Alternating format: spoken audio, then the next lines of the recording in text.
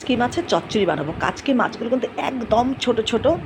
আর দেখো এই মাছ কিন্তু খুব ভালো করে আগে পরিষ্কার করে নিতে হবে, বেছে নিতে হবে, তারপরে জল পাল্টিয়ে পাল্টিয়ে অনেকবার কিন্তু ধুতে হবে। আর এই মাছে আমি আজকে দেবো একটু পেঁয়াজ কুচি, সামান্য একটু আলু কুচি নিয়ে নিয়েছি, আর হচ্ছে পরিমাণ মতো নুন, হলুদ, জিরে গুঁড়ো, ধনে গুঁড়ো, আর সামান্য একটু কালো জিরে দিয়ে দেবো এর মধ্যে, দিয়ে আর একটু বেশি করে সর্ষের তেল দিয়ে খুব ভালো করে কিন্তু মাছটাকে মেখে কিছুক্ষণের জন্য রেখে দেবো।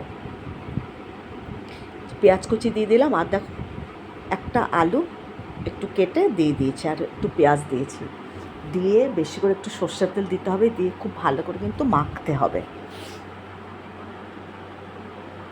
আস্তে আস্তে করে ভালো করে মেখে নিতে হবে। এই দেখো মাখা হয়ে গেছে। এবার একটা থালা চাপা দিয়ে 10 মিনিটের জন্য রেখে দেবো।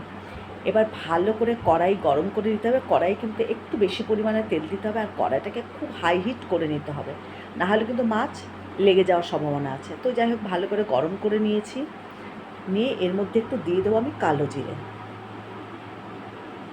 মাছটা তো মাখা হয়ে গেছে ভালো মতন। এবার এর মধ্যে একটু কালো জিরে দিয়ে দিচ্ছি। আর কড়াই কিন্তু আমি কড়াই ভালো করে কিন্তু একদম কড়া গরম করে নেব। দেখো ধোঁয়া উঠছে, খুব গরম হয়ে গেছে কড়াই। এখন এর মধ্যে আমি মেখে রাখা কাচকি মাছগুলোর মধ্যে দিয়ে দেবো। আর মাছ কিন্তু আমি আর কিছুই দেবো না। একটু পেঁয়াজ দিলে এই মাছে সবসময়ের জন্যই ভালো হয়, যার জন্য যখনই করি না কেন একটু পেঁয়াজটা আমি বেশি করে দিই। তো আমি পেঁয়াজ কিন্তু বেশি করে দিয়েছি, আর নামানোর সময় একটু সামান্য ধনে পাতা দেবো।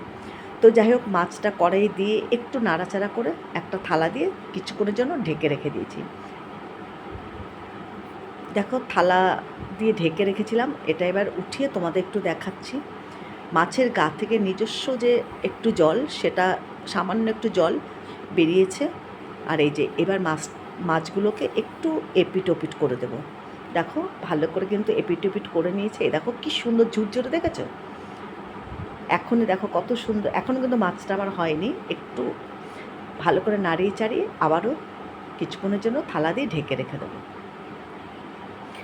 যেহেতু কড়াই আর তেলটা খুব ভালো করে গরম করা হয়েছে, যার জন্য মাছ কিন্তু একটু লেগে যায়নি।